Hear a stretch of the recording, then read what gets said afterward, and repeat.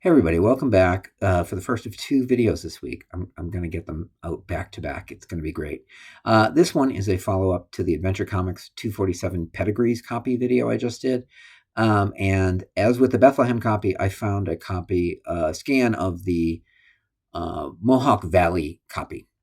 And as part of getting that scan and kind of talking about the book and getting some intel on it, I realized I had just missed it when I had originally researched these Pedigree books. I had just missed it because it's bundled in the original Sotheby's catalog in 1995. It's well, let me show you the listing, and then we'll go back and look at the scan a little bit. It'll be great. So it's bundled in with a bunch of Brave and the Bolds. So there are some minor keys like Second Cave Carson, I think, and the first Teen Titans book, 54. So it's 32, 33, 37 to 41, and then 45 to 62. So there's a bunch of Brave and the Bolds. And then they're like, let's throw in Adventure Comics 247 on top of all those Brave and the Bolds because they totally are related or something. It really doesn't make any sense.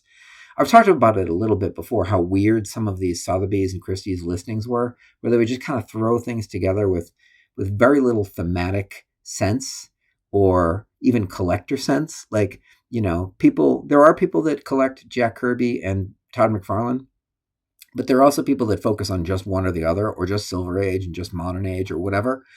They would just do these sort of things with some of these listings where they would just toss books together.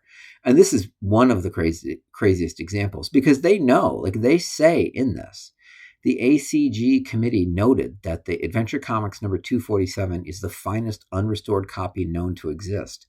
And they couldn't even put it in its own listing. They just threw it in with these Brave and the Bolds. Very strange. But it's what they did back then. And so it turned off some people because, you'd have to buy, like this Adventure 247 is a very attractive book. But then you'd be stuck with a stack of, it's literally a stack of Brave and the Bolds you may or may not want. I personally would like one of those Brave and the Bolds. I love that 54, the Teen Titans book. And this adventure, I think, is amazing. The rest of it I wouldn't want. So you'd actually have to disperse it yourself. It's one of those kind of weird things that they used to do. So estimate was $2,000 to $4,000. I don't actually remember what it sold for. I think I have that information somewhere, but it's slipped my mind. I'm really here just to show you the book. So here's the book. Pretty sharp copy. Finest known to exist. It's now the third highest graded. There's a 9.6, the 9.4 Bethlehem, and then this copy. They did have the good sense.